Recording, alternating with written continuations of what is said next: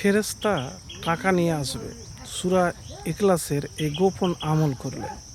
তো এইরকম কোনো হাদিস কোরআনে আমল নাই যে ফেরেশতা টাকা নিয়ে আসবে, টাকার বস্তা নিয়ে আসবে।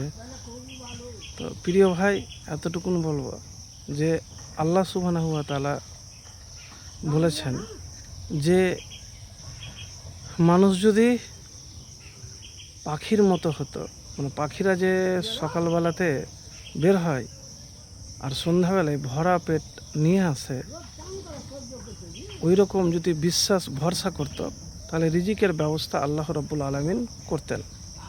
এটা হাদিস থেকে প্রমাণিত। তারপরে আর একটি আপনাকে কথা বলবো, যে সেটি হলো যে আল্লাহ রাব্বুল আলামিন নিজেই বলেছেন যে হে ইমানদারগণ, তোমরা নামাজ যখন পড়া শেষ হয়ে যাবে তখন জমিনে ছড়িয়ে ছিটিয়ে যাও রিজিক তলাশের জন্য। তো রিজিক আপনাকে তলাশ করতে হবে, রিজিক তলাশ করতে হবে, আপনাকে চেষ্টা করতে হবে, মেহনত করতে হবে, পরিশ্রম করতে হবে। তো টাকা কেউ আপনাকে দিয়ে যাবে না, তার জন্য মেহনত পরিশ্রম আপনাকে লাগবে।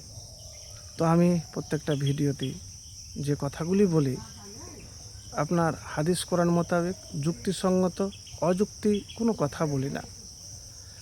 এবারে সূরা ইখলাসের আমল। সূরা ইখলাসের আমল হলো যে একজন সাহাবী এসে বলছেন, ইয়া রাসূলুল্লাহ, আমার দারিদ্রতা দূর হয় না। তো নবীজি সাল্লাল্লাহু আলাইহি সাল্লাম তাকে বললেন যে তুমি এক কাজ করো,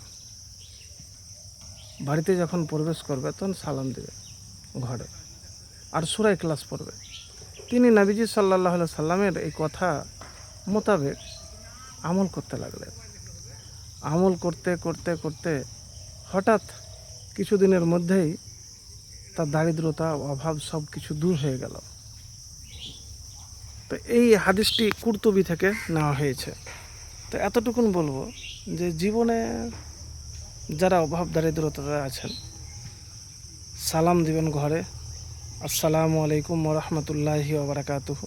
তারপরে সূরা ইখলাস, কুল হু আল্লাহু আহাদ, এই সূরাটি একবার পড়বেন। এই আমল করুন, মেহনত করুন, পরিশ্রম করুন, হ্যাঁ, ইনশাআল্লাহ দেখবেন আর কিছু লাগবে না।